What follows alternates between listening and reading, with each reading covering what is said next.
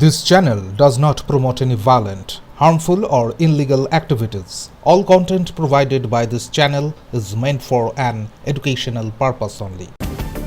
নরসিংহ দত্ত কলেজে র্যাগিং এর একটি ভিডিও ভাইরাল হতেই চাঞ্চল্য ছড়ায়। অভিযোগের তীর টিএমসিপি নেতা সৌভিক রায়ের দিকে। কলেজের প্রিন্সিপাল সোমা বন্দ্যোপাধ্যায় জানান, ঘটনার পর ছাত্ররা অভিযোগ জানিয়েছিল। জিবি মিটিং এ সিদ্ধান্ত নিয়ে সৌভিককে কলেজে আসতে নিষেধ করা হয়। তবুও বহিরাগতদের প্রবেশ আটকানো যাচ্ছে না। বাধা দিলে সিকিউরিটি গার্ডদের হুমকি দেওয়া হয়। কলেজে চলছে হুলিগানিজম। একাধিকবার পুলিশকে জানানো হলেও ফল হয়নি। ঘটনার সময় সৌভিক ছিলেন প্রাক্তন ছাত্র, তবু নিয়মিত কলেজে যেতেন। তো আপনি যদি আমাকে প্রশ্ন করেন তাহলে তো আমি বলবো, কারণ একজন ছাত্র আমার কাছে বাধা দিয়ে দেবে, এখনো কলেজটা সেই পর্যায়ে যায়নি।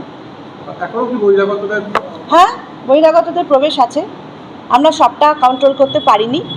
তবে বহিরাগত যে মানে প্রচণ্ড একটা ছিল একটা সময়, প্রভাব ঠিক বলবো না, মানে ওদের সব কিছুতেই একটা আমরা আমাদের মতন করে ভাববো এরকম একটা ব্যাপার যেটা ছিল, সেটা আমরা কিন্তু জীবিতে বসে বা বিভিন্ন রকম আলোচনা করে অনেকটা ওদেরকে শান্ত করতে পারি। কড়া পদক্ষেপ বলতে আমার দিক থেকে যেটা নেওয়া যায় বা গভর্নিং বডির দিক থেকে যেটা নেওয়া যায় সেটা হচ্ছে বোনাফাইড স্টুডেন্টরা ছাড়া কলেজের মধ্যে কেউ ঢুকবে না।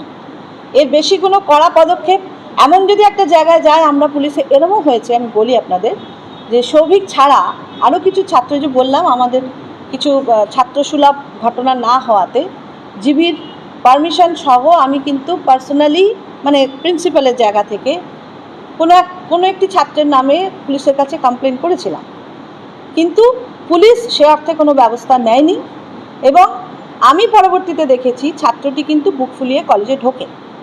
এখন কি ইউনিয়ন রুমগুলো বন্ধ? অবশ্যই।